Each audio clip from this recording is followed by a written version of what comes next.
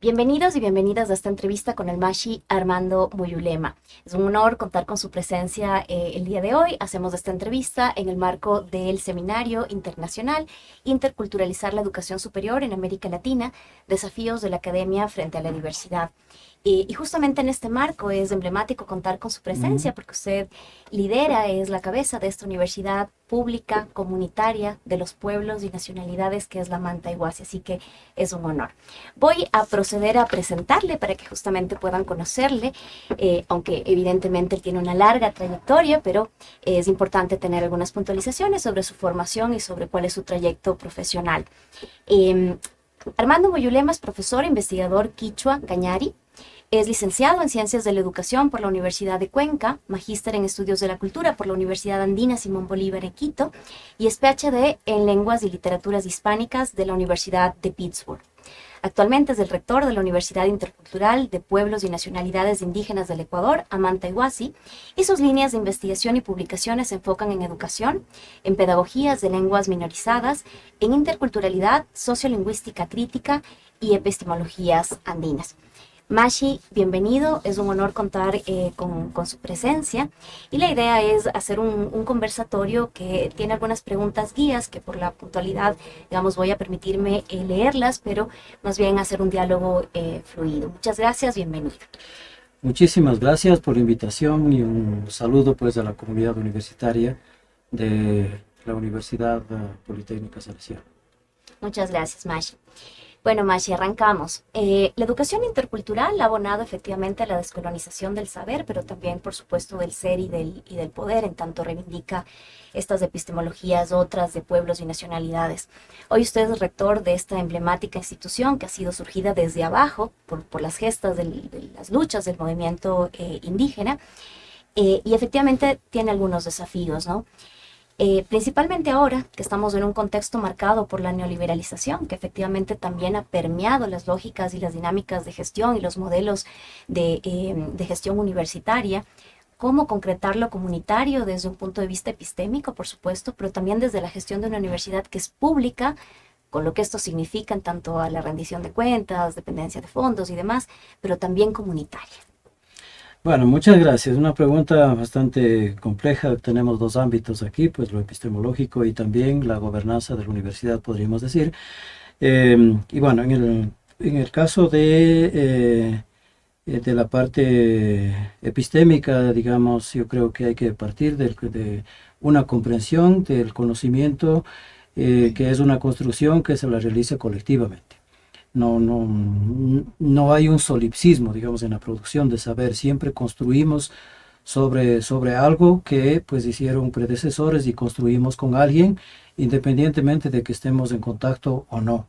El conocimiento es siempre dialógico y en ese sentido, pues partiendo de ese concepto, las redes de colaboración que se puede hacer pues con colegas, con otras universidades para colaboraciones en términos institucionales, ayudarían, digamos, en esta construcción del conocimiento desde distintas perspectivas, desde distintas experiencias, pero también desde diferentes horizontes culturales. En cuanto a la gestión y a la gobernanza de la universidad, yo creo que hay que trasladar principios, digamos, de gobernanza pues basados en la cooperación, una racionalidades pues que suponen, digamos, las formas de colaboración como una ontología, digamos así, pues en el ámbito administrativo. Y pues quisiera mencionar, por ejemplo, la Minga, ¿no? La Minga pues es una institución de colaboración, de cooperación que está ligada pues a actividades rurales. Pero pues esta es en realidad un conjunto de principios que bien pueden ser trasladados pues a las lógicas de funcionamiento de las instituciones, dentro de las instituciones y también entre instituciones, pues en la medida pues que este concepto y estas prácticas representan lo que se conoce como economías del cuidado. Sí, las economías del cuidado, más allá, digamos, de las reflexiones que han aportado, pues, sobre todo en las líneas feministas, ¿no? Entonces,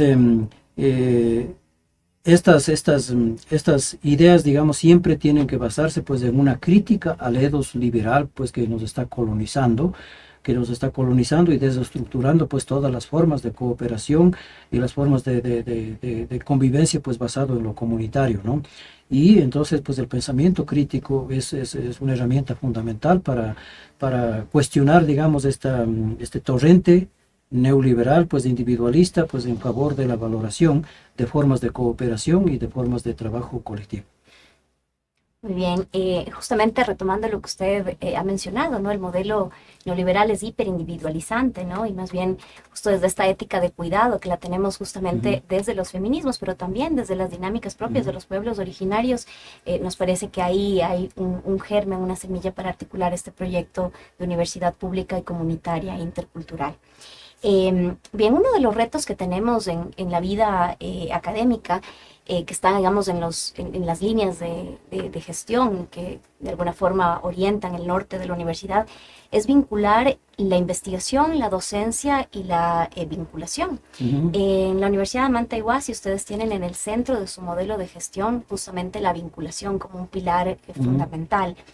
¿Cómo han logrado articular y fortalecer esta dimensión, investigación, vinculación y docencia desde esta perspectiva intercultural, y qué estrategias han implementado para que los saberes comunitarios, en diálogo con los procesos formativos, atiendan a las necesidades territoriales puntuales? Bien, nosotros tenemos algunas singularidades como universidad, y una de estas singularidades es la manera como nosotros concebimos la relación entre las funciones sustantivas de la universidad que usted ha mencionado. Tenemos una figura, digamos, que sirve como cobertura, digamos, para articular la docencia, la vinculación y la investigación, y que nosotros llamamos desafíos comunitarios. Entonces, la idea de desafíos comunitarios pues es como el paraguas que cubre, digamos, a estas tres prácticas y articula pues en los territorios, sobre todo estas experiencias de aprendizaje. Que en nuestro concepto pues todas estas tres funciones tienen una función formativa: expandir, digamos, las experiencias de aprendizaje de los estudiantes, no solo en términos académicos, de conocimientos, de manejo de conceptos, de teorías, sino también cómo estas teorías pues, y estos conceptos funcionan en los contextos comunitarios, en términos, digamos, de comprensión de la realidad que está pasando allá, cómo generar conocimiento desde esas dinámicas de interacción con las comunidades, y cómo sacar a los estudiantes pues de esta burbuja puramente académica, pues a mostrarles un poco cómo funciona el mundo, digamos, desde el ejercicio profesional. Y entonces todas estas experiencias pues tienen una experiencia formativa, digamos, de colocarles a nuestros profesionales pues no solo como tales, ¿no es cierto?, sino también como ciudadanos que ayuden pues a contribuir, ayuden y contribuyan a la comprensión de los procesos sociales pues en esos microcosmos que son las comunidades, y pues ayuden a buscar soluciones, digamos, soluciones concretas pues en esa interacción. Bueno, tenemos discusiones ahí pues conceptuales que tienen que ver con lo comunitario, con el sentido de lo comunitario, con el sentido de cómo los chicos se involucran pues en estos procesos, qué valor tiene el barrio, digamos, como comunitario, ¿no? También se asocia mucho lo comunitario con lo rural. Sí, con lo rural, ¿no? El territorio es lo rural, ¿no? Sí, como que ahí está la esencia de la cultura, de lo comunitario. Y no, pues, o sea, pues tenemos una expansión de valores individualizantes, pues, en todas partes. Y entonces yo creo que tenemos que repensar estas cosas para que todos los espacios, digamos, de vida sean, pues, sean concebidos como espacios de lo comunitario, ¿no? De cómo estos espacios están siendo colonizados, de qué estrategias de resistencia, de iniciativas existen ahí, ¿no? Y bueno, entonces tenemos retos conceptuales, pero también retos prácticos, pero siempre estamos buscando conectar, digamos, de una manera más profunda y más duradera pues a nuestros estudiantes con los entornos sociales donde potencialmente pues ellos podrían trabajar. ¿Cuáles han sido un poco estas estrategias que ustedes han implementado para lograr este vínculo cercano y el fortalecimiento de lo comunitario? Bueno, nosotros tenemos diálogos cercanos con las comunidades, ¿no? Con las comunidades Las organizaciones pues son como una parte fundamental de nuestra universidad y siempre tenemos una coordinación con ellos para todo, ¿no? Para todo. Y pues para estas prácticas de desafíos comunitarios igual pues estamos buscando, digamos, relaciones sólidas con nuestras comunidades, con las bases, digamos, de las organizaciones, para que pues esta conexión no vaya más allá del requisito de cumplir con la práctica preprofesional, con investigación, con la vinculación, ¿no? Sino tengamos pues vínculos mucho más sólidos en términos de aprendizajes, pero también pues en términos de conexiones, digamos, humanas, que puedan llevar, digamos, más allá las relaciones tanto con los estudiantes, con las estudiantes y también la universidad. Es fundamental lo que usted señala sobre el fortalecimiento organizativo como base de lo comunitario. Eh, Vamos un poco a hacer un análisis de la coyuntura actual que estamos viviendo, ¿no? Yo creo que uno de los elementos fundamentales de la academia es tener una dimensión ética y política, ¿no? En los últimos años hemos visto proliferar un ecosistema reaccionario, claramente antiderechos, muy vinculado de proyectos políticos de ultraderecha y con sentidos neoconservadores. Y esto ha provocado que de a poco se vayan normalizando, ¿no? Prácticas y discursos racistas, clasistas, sexistas, entre otros, ¿no? Por nombrar algunos. ¿Cómo la educación intercultural hoy, que ha sido impulsada históricamente desde los pueblos y nacionalidades, puede aportar a frenar esta arremetida antiderechos y empezar más bien a reivindicar los derechos, ¿no? Bueno, sí, pues son tiempos oscuros, podríamos decir, pues no solo en nuestro contexto concreto, ¿no? Esto es una tendencia a nivel global. Vamos viendo pues como el renacimiento de ideas reaccionarias, ciertamente, pero también ideas fascistas, claramente, ¿no? De xenofobia, de distintas formas de discriminación y de desprecio entre seres humanos. Y pues eso es realmente preocupante. Creo que la función de la academia pues es como radicarse pues en el pensamiento crítico. Alguna vez pues yo me decía pues cuando se cayeron las Torres Gemelas pues en los Estados Unidos, yo me decía pues bueno, se vienen tiempos grises y lo único que no nos pueden despojar es el pensamiento crítico. Y no tenemos soberanía en esto y bueno, pues hay censura, hay represión y todo, pero no podemos dejar de pensar el mundo de una manera crítica, nuestros entornos concretos, la calidad de nuestras relaciones sociales, eh, las formas de empatía, que también están sufriendo una erosión, pues digamos, en favor de procesos individualizantes, pues que consideran al otro en términos utilitarios, ¿no? ¿Cómo sirve a mi propósito de pues, tener más prestigio, más poder, más fortuna, más dinero, en un mundo pues en que se han convertido estos valores individualistas del capitalismo se han convertido pues en valores, ¿cierto? O sea, pues ¿cómo se mide a la persona? Se mide en términos de cuánto dinero puede acumular, cuánto gana. Si tiene un negocio, pues se ha ganado $1.000.000 en el año, pues esa es la persona exitosa, ¿ya? Y entonces esto sirve como referente para el reconocimiento social. No se reconoce pues al profesor que es excelente, que ha escrito mucho, a la persona que ha sido un buen líder, que ha hecho muchas cosas por la comunidad, no se reconoce. Se reconoce pues, o sea, mejor, en función de el dinero como unidad de medida. Y entonces esos referentes, digamos, son los que tenemos que cuestionar de manera permanente. ¿Cuál es el sentido, digamos, de vivir? ¿Ya? ¿Cuál es el sentido de vivir? ¿Cómo habitamos los entornos concretos que nosotros tenemos? ¿Cómo convivimos? ¿Cómo damos un sentido, pues, a nuestra existencia, digamos, que ponga un límite, digamos, a los valores que están vigentes? Y pues esto es lo que podemos hacer desde la academia, no podemos hacer otra cosa, sino pues reflexionar críticamente, digamos, sobre, digamos, el sentido histórico, digamos, de estar aquí, pues, y cuál es nuestra responsabilidad en el conocimiento de nuestro pasado, pero también cómo nos proyectamos hacia el futuro, qué responsabilidad individual y colectiva tenemos con el futuro, con las nuevas generaciones, ¿no es cierto? O sea, cuidar los entornos, cuidar los espacios para que sean lugares vivibles para las futuras generaciones. O sea, no nos sirve de nada que heredemos toda la fortuna del mundo cuando nuestro planeta pues está al punto del colapso.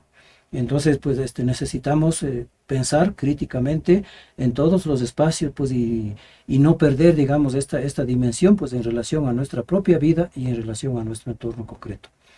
Y justamente, Mashi, usted menciona que en este ejercicio de la academia como epicentro del pensamiento crítico, justamente es hoy fundamental pensar desde la interculturalidad, pero tengo la sensación a momentos de que también hace falta empezar a debatir, tanto desde el pensamiento, pero también desde la práctica, el tema de la interseccionalidad, porque hay Ujú, reivindicaciones, por ejemplo, de clase que son cada vez más importantes en el contexto actual en el que ujú. avanza el neoliberalismo.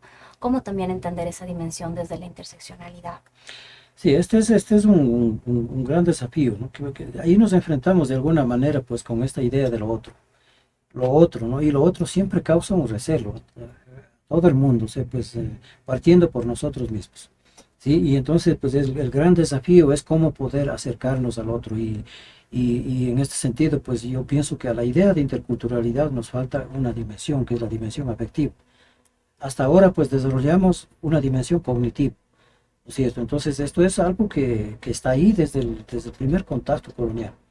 Y tenemos escritos y libros, podemos ver representaciones del otro desde las bitácoras de Colón.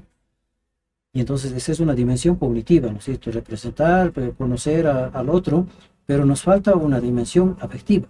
Es decir, cómo traducir o cómo convertir ese conocimiento pues, en formas de respeto, de admiración y de afecto hacia los otros, ¿no es cierto? Y nos hace falta pues otro elemento que yo llamo una dimensión imaginativa de la interculturalidad, que, que, que consistiría básicamente, ¿no es cierto?, la asunción de que nuestra cultura pues es suficiente para darnos seguridad, pero al mismo tiempo pues tener la expectativa de que siempre podemos aprender cosas de los otros, ¿ya? Tener esa expectativa, ¿no? Ese acercamiento positivo, digamos, a lo diferente, a lo otro, porque de ahí yo puedo aprender algo. ¿Ya? Y entonces necesitamos pues repensar conceptos, pero sobre todo prácticas concretas, digamos, de convivencia, o sea, más allá del discurso, tenemos que ser interculturales y nos que necesitamos experiencias de convivencia, ¿no es cierto? O sea, no sé, pues convivir con lo afro, no sé, con los shuar, para nosotros mismos, pues esto es importante, ¿no? Con los achilas, cómo es su vida, ¿no? Cuáles son sus valores, cómo es su vida cotidiana, cuáles son sus normas de comportamiento social, etcétera, ¿no? De tal manera que no sé, que no los juzguemos desde nuestros prejuicios, sino a partir de la experiencia de convivir, de compartir, ¿no es cierto? Y entonces, pues, y así, pues, como diríamos, desvirtuamos los esquemas de prejuicios que generalmente tenemos sobre las otras personas y nos causa recelo, ¿no es cierto? Sino convivir, pues, y sacar experiencias positivas de esa experiencia de convivencia. Y yo creo, pues, que eso tenemos que hacer en el sistema educativo, sobre todo, ¿no? Generar experiencias de hacer cosas juntos. ¿Ya? Y bueno, pues, ¿y qué aprendemos de ahí? ¿Cuántos afectos pues han sido necesarios para construir cosas positivas, ¿no? Em, y cultivar, digamos, una amistad, digamos así, pues, ¿no? Que se basa en los afectos, el respeto y la disposición a aprender. Muy lindo esto que menciona, porque también los afectos pueden tener una dimensión política y en Ujú, tanto emancipadora.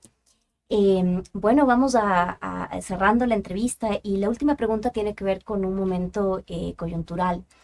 Ecuador y Bolivia fueron pioneros en el reconocimiento constitucional del summa causa y del summa camaña, así como también de los derechos de la ujú, naturaleza y de la tierra. Esto supuso reivindicaciones de epistemologías propias de los pueblos y ujú, nacionalidades en cierta medida, aunque usted ha sido crítico al respecto. Usted ha señalado el ujú, vaciamiento, la usurpación simbólica del discurso de actores políticos, de actores académicos, y también, por supuesto, las complejas contradicciones que esto ha implicado en la práctica, ¿no?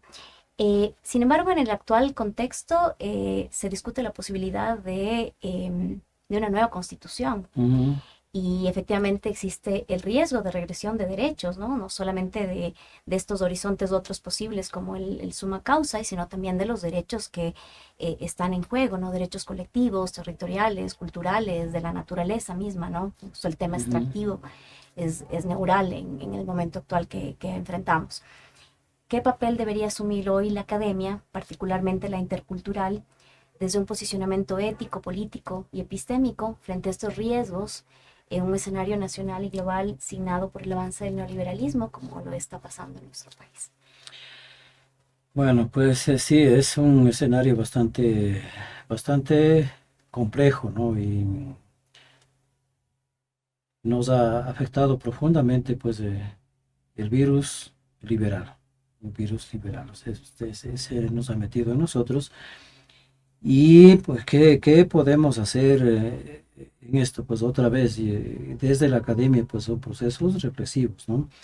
Procesos reflexivos, pues una academia crítica, digamos, que reflexione pues a partir de los sistemas éticos, de los referentes conceptuales, epistemológicos de los pueblos, para mostrar pues que tenemos posibilidades de construir otros mundos a partir de otras racionalidades, de otras formas de organización de la sociedad, más allá del individualismo, ¿no?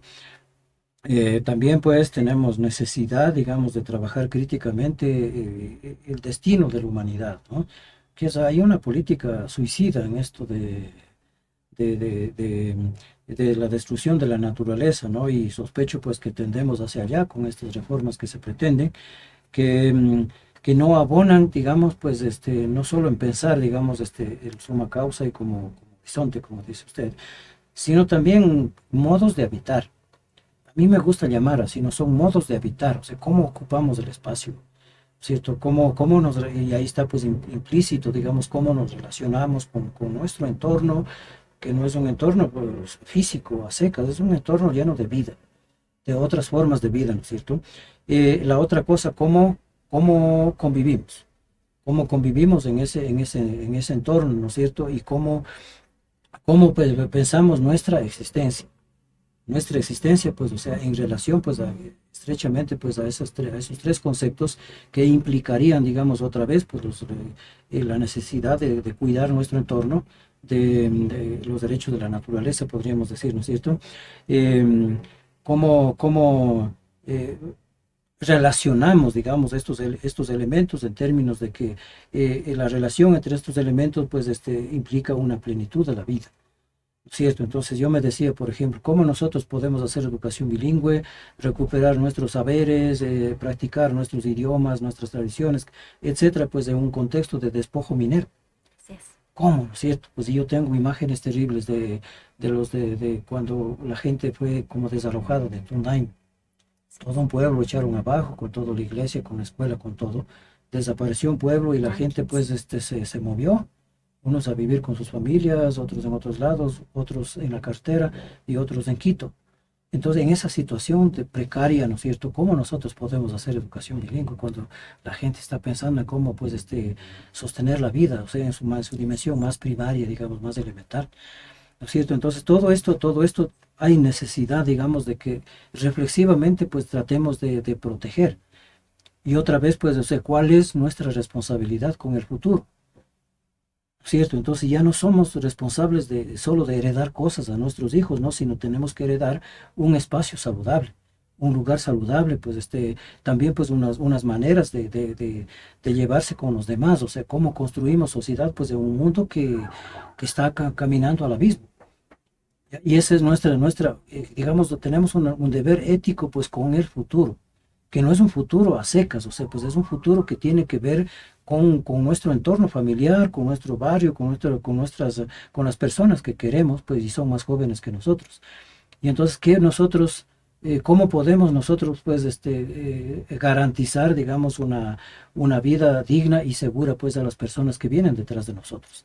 Y no tenemos esa conciencia, porque el individualismo, pues, nos lleva a pensar que, bueno, yo quiero reunir el máximo de dinero mi familia a lo máximo, ¿no es cierto? Y bueno, y los demás. Y en algún momento, pues, cuando lleguemos a colapsar, pues ahí nos vamos todos. Entonces no me sirve las cosas que uno puede acumular. Entonces, y claro, pues ahí tenemos que pensar, ¿no? ¿Qué es la dignidad? O sea, ¿qué es el vivir bien? ¿Qué es el vivir bien, ¿no es cierto? O sea, ¿cuál es el límite? porque yo creo que el problema es la no existencia de un límite. Quiero tener, ok, ¿hasta dónde? ¿Hasta dónde? O sea, ¿qué es mi vida digna? Bueno, pues quiero tener una casa, un carro, ok. Pero hay gente que dice, no, no, es que ya tengo una casa, pues está muy pequeñita, quiero una grande. Tengo un carro, sí, pero quiero un carro para mi mujer y mis hijos y cosas así, ¿no? Entonces, pues las necesidades se vuelven infinitas. Entonces, ¿qué es lo que es una vida digna, ¿no es cierto? ¿Qué es una responsabilidad, digamos, una responsabilidad con el futuro, una responsabilidad con las futuras generaciones? Que tienen que ver pues con qué heredamos, ¿no? No solo una acumulación de bienes, sino también pues formas de convivencia y también pues espacios y lugares bonitos y seguros, como describiría el sumo causa y en este caso, ¿no? Bueno, tenemos un gran reto ahí, pues, ¿no? Y otra vez para nosotros, pues, es generar espacios de reflexión, de conversación, de iniciativas de convivir, de hacer proyectos que se basen en estos principios, ¿no? Como, digamos, muestras concretas, digamos, pues, hacia la sociedad, ¿no? O, pues, involucrando a los barrios, a las comunidades, cosas así, ¿no? Em, bueno, pues se me ocurre, ¿no? Pero sí, o sea, pues la conciencia, al menos la conciencia de que pues tenemos que hacer algo, pues ya es un punto, ya es un punto, ¿no? Y eso pues nos va a llevar a hacer, a proponer cosas, a iniciativas que pueden ser pequeñas, pero que juntando pueden ser significativas y pues al menos pues plantear una resistencia frente pues a esta corriente abrumadora, digamos, de colonización pues de valores identificados con este proyecto suicida de liquidar con nuestro planeta. Muchas gracias, Mashi.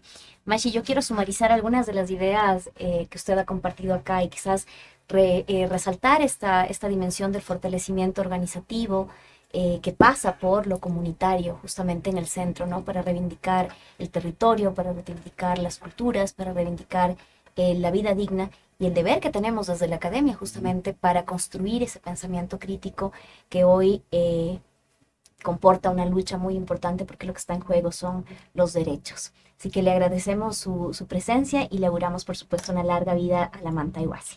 Muchas gracias. Muchísimas gracias, pues gracias por este espacio, gracias por invitarme a reflexionar sobre estos temas tan complejos que espero pues cada vez vayan siendo preocupaciones de un mayor número de personas, que